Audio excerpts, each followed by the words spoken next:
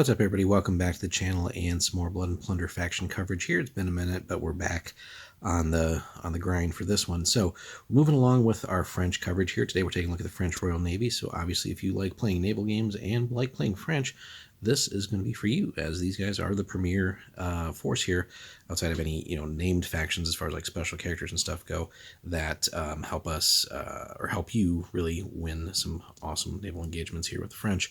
So time period wise, if you're trying to stick to like definite historical times here, 1635 to 1713 or thereabouts, and it's got some interesting force special rules that will help you here.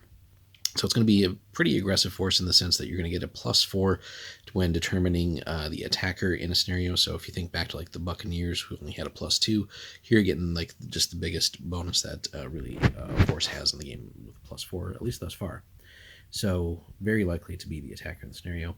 But that has that middle rule is really a great one here. So all trained and veteran units in the force, which gives you kind of a motivation to maybe get them at least trained or veteran as far as the units you take and or upgrade into that status, gain brawlers. Now brawlers is awesome for combat. So again, you're going to be pretty dang good on the water. But what you get with brawlers is when you're in close combat, when you roll natural 10s, for each of those first natural 10s, you get to roll an additional d10.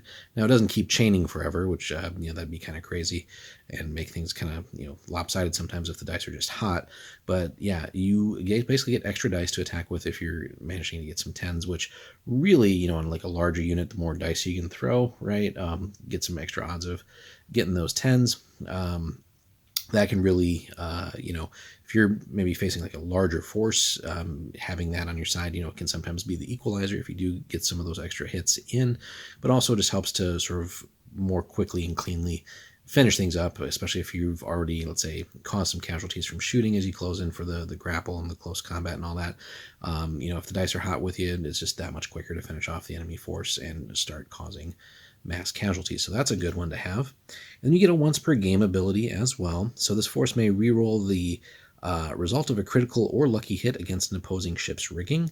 Again, it's a once per game, so I mean it's neat when it happens, but really would have liked to see something else that helps these guys as far as naval things are concerned. Again, it's a nice ability, but once per game is it's going to probably happen, but after that, all right.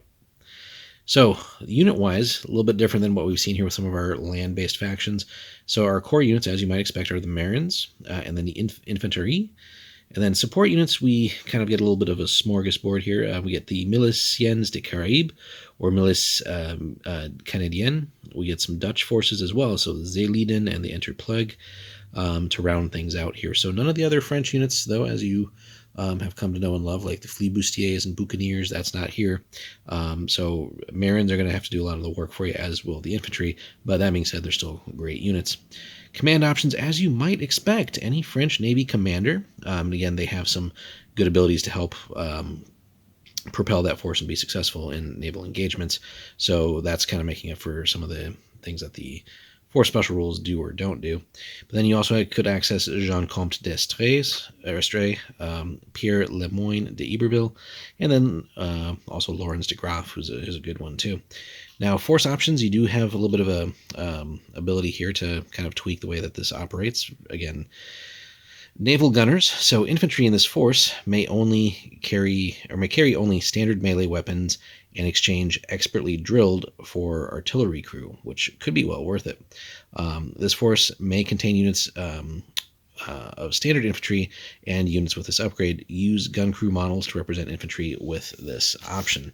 So you have that as a variant there, which again, worth exploring.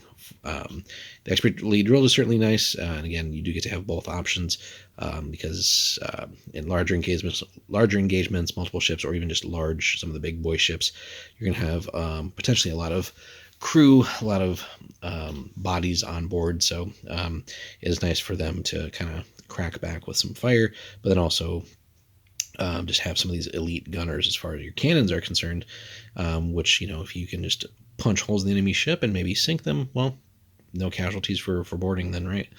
If that's your aim. So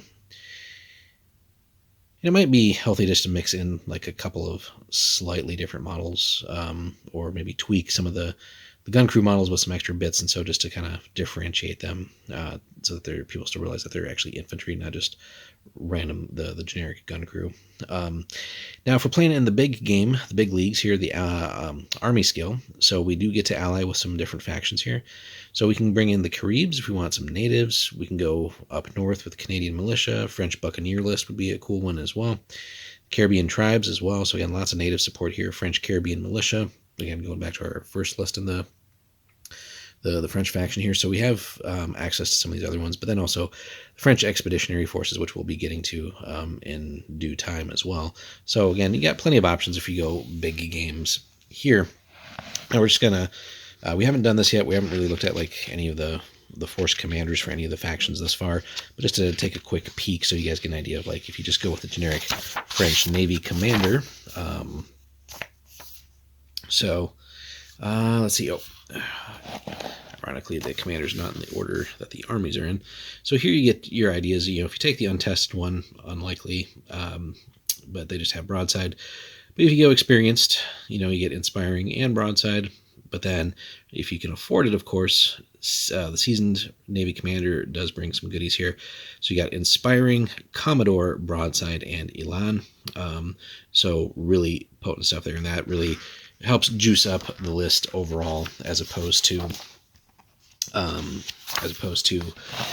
just the force special rules there. So again, don't forget that once per game, if you do want that reroll, you have that.